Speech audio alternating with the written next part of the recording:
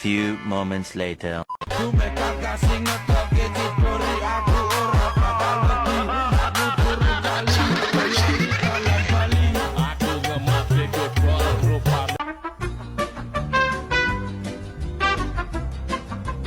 Assalamualaikum warahmatullahi wabarakatuh. Kembali lagi dengan saya Rezeki Pariazar. Saya Lazar Desnaka. Nah, saya akan mewawancarai dengan ini teman saya nih. Kamu tahu nggak sih apa itu trafigen? Tahu bang. Tahu. Nah, saya jelasin aja. Trafigen adalah teknik medis yang berjuang untuk mengobati atau mencegah penyakit dengan membagi atau mengganti gen yang rusak dalam sel pasien. Metode ini melibatkan pengenalan materi genetik baru dalam sel untuk mempromosikan gen yang tidak berfungsi atau menghasilkan protein terapeutik. Nah, contoh penerapan trafigen pengobatan penyakit genetik. Fisioterapi penyakit ini disebabkan oleh mutasi pada gen CFTR. Trafigen berupaya selihan gen CFTR yang sehat dalam suatu sel paru-paru pasien untuk memperbaiki fungsi saluran ion dan mengurangi gejala penyakit. Pengobatan kanker terapi sel CR ini dalam pendekatan ini sel trafigen dimodifikasi secara genetik untuk menghasilkan sel atipik dibanding dengan hal ini dan menyerang sel kanker. Metode ini telah ditunjukkan keberhasilan dalam mengobati beberapa jenis patogen dan fenomena. Lanjut aja nih. Keuntungan dan ketentangan tentang trafigen. Keuntungannya memberikan solusi potensial untuk penyakit yang sebelum tidak dapat diobati. Dapat menyembuhkan jangka panjang dengan satu ini kali perawatan. Tantangannya keamanan dan resiko. Bahasanya ilmu terhadap virus yang untuk mengirim gen transgenik. Kita memastikan gen yang dapat bisa gen yang benar. Etika kekhawatiran tentang modifikasi genetika yang dapat diturunkan ke generasi berikutnya, terutama dalam terapi gen. Pembuatan vaksin baru.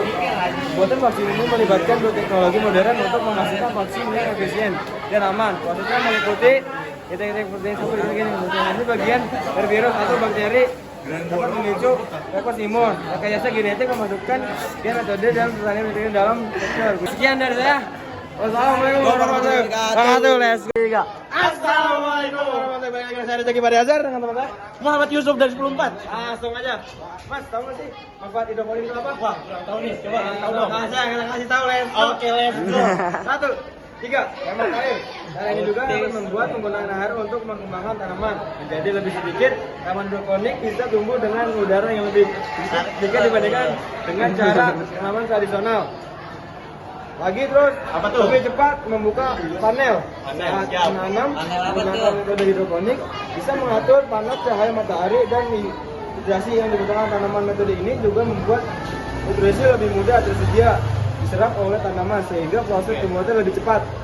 Nah, keunggulan hidroponik nih. Apa? Ada nih? berarti Langsung aja. enak nih badan Enak kopinya. nih, Oke, iya, let's langsung go. aja. Tadi paham. Tidak perlu menggunakan pupuk yang banyak sehingga akan lebih hemat dibandingkan dengan media tanah nih. Yang kedua nih, gunakan air lebih jauh lebih sedikit karena dalam penerapan air dapat sumber media utama dalam menerapkan hidroponik. Lingkungan budaya taman menjadi lebih besar karena menggunakan media tanah nih. Penggunaan air lebih jauh lebih sedikit karena dalam penerapan air ada sumber media utama dalam menanam hidroponik. Lingkungan budaya tanaman menjadi lebih besar karena tidak menggunakan media tanah. Dapat ditanam di mana saja dan tidak membutuhkan pencahayaan yang banyak. Oh, berarti kalau tanam di rumah bisa ya? Bisa banget ini, Bang. betul. Langsung aja deh ya kan. Tidak perlu menggunakan pupuk yang banyak sehingga akan lebih mudah dimediakan nih. Penggunaan air jauh lebih sedikit kalau pakai hidroponik nih. Nah, enak dong. Iya. Iya, makanya kita ngapain lagi kita kan. Iya, kayak gitu. nggak ada matahari bisa. Bisa. Nggak pakai air bisa. Bisa banget. Tanah dikit. Iya, Apa udah mantap udah banyak kan. Buset deh. Jenis metode hidroponik.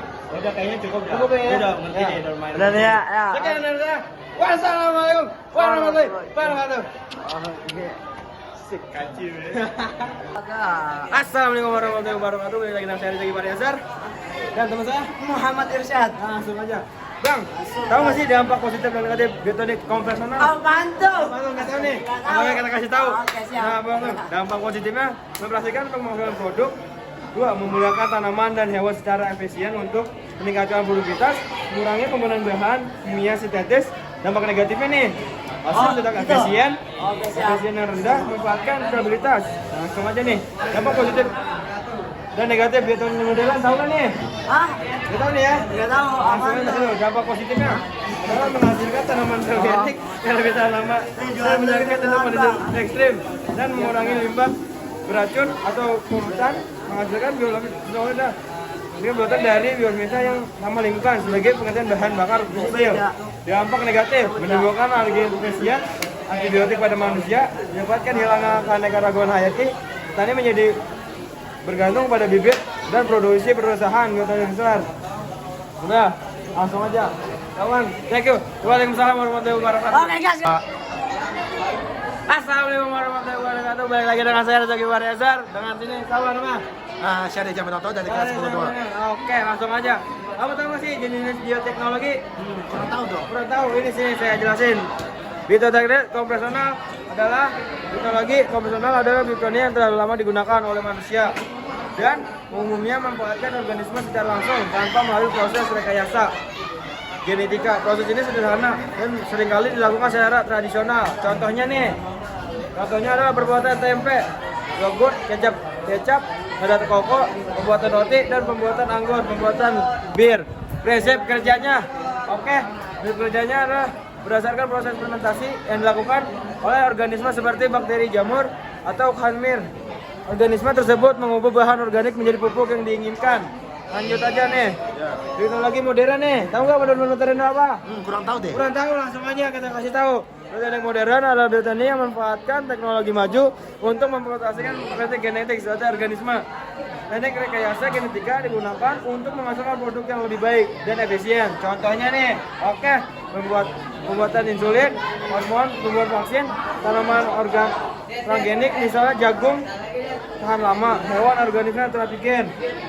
Nah, teknik-teknik yang digunakan rekayasa genetika, proses minum oksigen untuk menghasilkan organisme sifat yang diinginkan. Langsung, kultur jaringan. Teknik menunjukkan bagian tanaman dapat media buatan untuk menghasilkan tanaman baru dalam jumlah yang banyak. Cloning, proses mengembangkan individu baru yang diidentikan secara genetik di hidup. Langsung aja. Perbedaan teknologi dan konvensional modern. Tahu nggak perbedaannya apa aja? Nggak tahu deh. Nggak tahu. Langsung aja. Ciri-cirinya bioteknologi konvensional, bioteknologi modern. Tekniknya sederhana, memanfaatkan kondisi secara langsung. Fokus melibatkan rekayasa genetika. Makanan, fermentasi minuman, fermentasi obat-obat tanaman, genetika hewan, transgenik. Waktu prosesnya ini lama, bisa lebih cepat, biaya lebih murah dan biaya lebih mahal. Oke, sekian dari saya. Udah ngerti belum nih? Ngerti. Ngerti, oke, sekian dari saya. Wassalamualaikum warahmatullahi wabarakatuh. Assalamualaikum warahmatullahi wabarakatuh. Balik lagi dengan saya Rezeki Waryazar. Dan ini tamu spesial kita dari 10 berapa? Selamat malam sini bang. 10.3. Mas, kamu tahu nggak sih insulin? Insulin itu apa? Nggak tahu mas, jelasin dong mas. Langsung aja. Insulin adalah hormon yang diproduksi oleh pankreas, kemudian adalah teknik membantu gula darah masuk ke dalam sel-sel tubuh untuk menggunakan energi. Orang diabetes tidak menghasilkan cukup insulin. Nah, langsung aja. Untuk membuat antibiotik insulin, DNA dan metode hormon insulin diambil sel pankreas lalu digabung dengan spektrum pretamona seperti plasmid tersebut dimasukkan ke bakteri. Lalu bakteri tersebut dapat menghasilkan insulin. Insulin ini dimurnikan lalu dikemas. Nah, kamu tahu nggak sekarang untuk jaringan itu apa? Wah nggak tahu loh. Nah, untuk jaringan adalah suatu teknik dalam pertanian dan bioteknologi yang digunakan untuk menghasilkan tanaman baru dengan cara mengisolasi, mengembangkan dan mengandalkan sel tanaman tertentu. Nah, tujuannya kamu tahu nggak? Nggak tahu dong. Nah, tujuannya buat tanaman baru dengan cara yang lebih cepat, melestarikan lebih banyak tanaman yang langka, memiliki tanaman yang bebas dan penyakit atau sifat-sifat buruknya. Ya, itu aja. Thank you dari saya. Wassalamualaikum warahmatullahi wabarakatuh. Assalamualaikum warahmatullahi wabarakatuh. Balik lagi dengan saya. Di sini saya mendapatkan tamu spesial dari 10.2. Siapa nih bang? Arif Dikdo. Langsung aja. Let's go.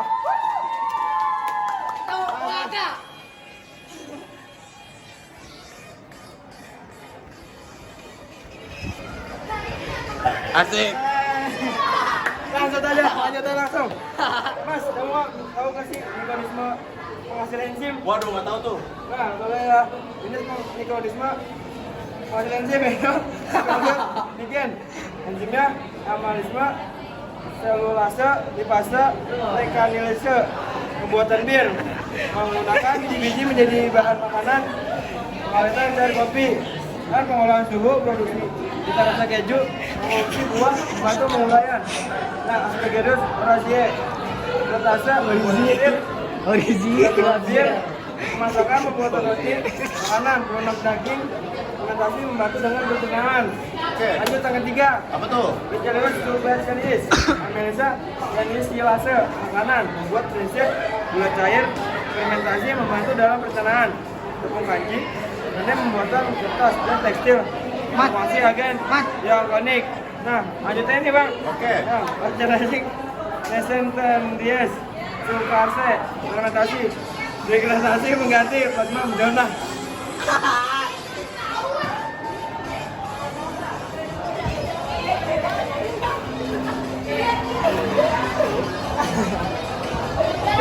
Lanjut aja. Langsung. Segera apa? Varius. Laktase, pengolahan susu. Mencegah mikroorganisme. Laktase adalah enzim susu kental. Lanjut aja nih. Oke, langsung. Mekanisme penghasil energi. Kamu tahu nggak mas? Waduh, nggak tahu tuh. Langsung aja nih kita kasih tahu. Satu, bahan bakar alkohol dikelola dari hasil fermentasi gula, tebu, jadi jagung, bakteri, cerium, flamotherium, Rececononis, jamur, Chemaceae, Perensiae. 2. Gas metana menghasilkan gas metana dan memproduksi CO2 dengan H2 secara anaerob oleh bakteri. Udah belum? Udah. Sekian dan sebelum apa penutupan? Langsung.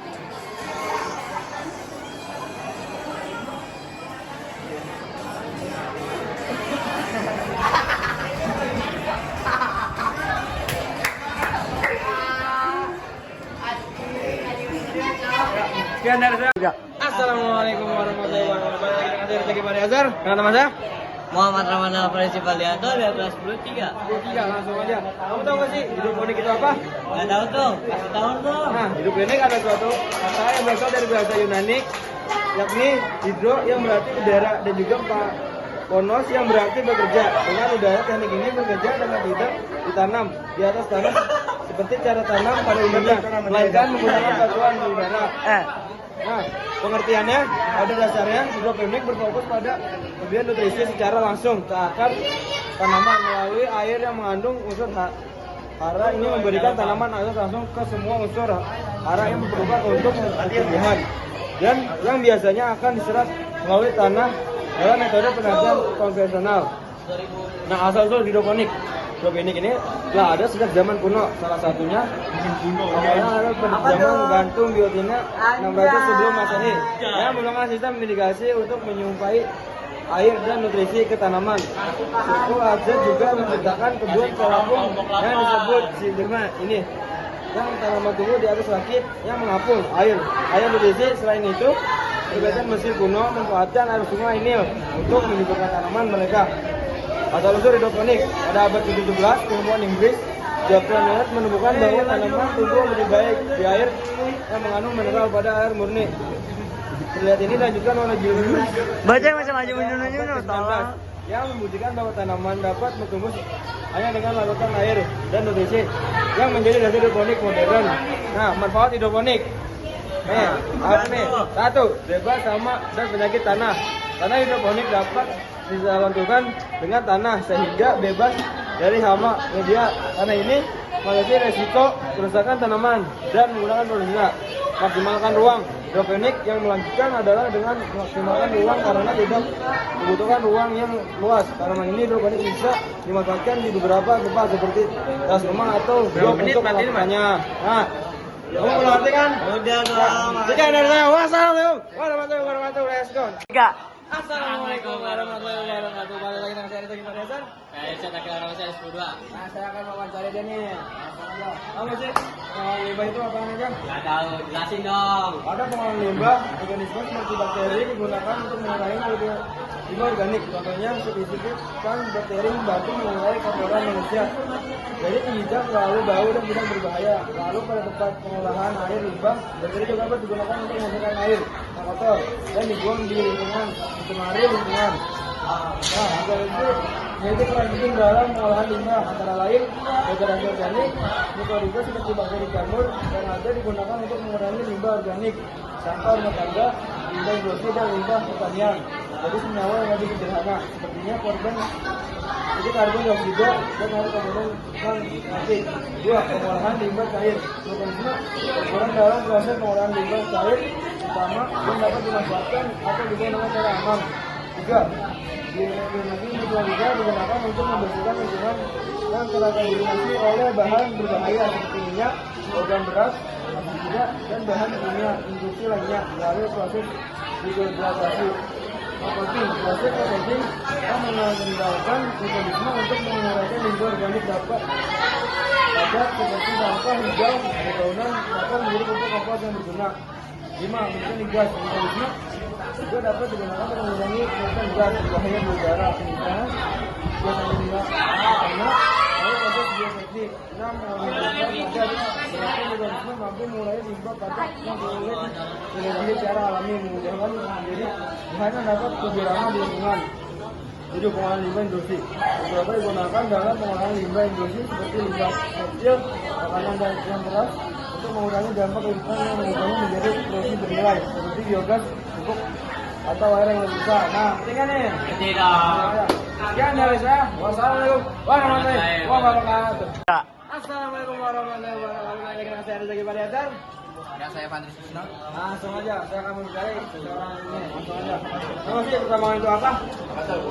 Nah, dalam pertambangan terdapat mekanisme yang membantu memisahkan logam dari batuan. Proses ini disebut dengan bioresin. Jadi bakteri digunakan untuk ekstraksi logam seperti tembaga emas atau radiator. Menggunakan bakteri ini menjadikan lebih ramah lingkungan dibandingkan para tambang biasa yang menggunakan bahan kimia berbahaya. Nah, kondisi ini digunakan ekstraksi logam dari sini yang boleh diolah melalui kondisi ini melibatkan bakteri seperti bakteri yang dapat menggunakan logam tidak menjadi logam yang lebih mudah diekstraksi seperti tembaga emas dan perak. Bioenergi ini mekanisme digunakan untuk membersihkan tekanan air yang terkombinasi oleh logam berat, minyak atau bahan kimia. Namun biasanya selama proses pertambangan beberapa bakteri seperti Bacillus atau Bacillus dapat mengubah logam berat menjadi bentuk yang lebih berbahaya. Jadi limbah tambang, mekanisme mengurangi limbah organik dan senyawa kimia berbahaya yang dihasilkan oleh pertambangan termasuk bukan dari minyak beracun atau sisa bahan peledak. Golongan air asam tambang mekanisme digunakan untuk mengatasi air asam tambang yang biasanya mengandung sedikit atau berat. Lalu bioenergi membantu menurunkan pH dan menstabilkan dengan logam berat. Meningkatkan kualitas tanah. Mekanisme digunakan untuk meningkatkan kesuburan tanah yang mendegradasi akibat aktivitas pertambangan dengan cara meningkatkan kandungan bahan organik yang mengalami efek proses logam berat. Pembuatan mengagedat dan pembuatan tanah. Bakteri dan jamur membantu mengejar mineral dan senyawa yang terdapat di tanah untuk meningkatkan proses tambang. Mekanisme dalam proses pengolahan mekanisme berfungsi sebagai untuk meningkatkan emisi dalam pengolahan tambang. Nah, belum nih. Nah, sekian dari saya. Wassalamualaikum warahmatullahi wabarakatuh.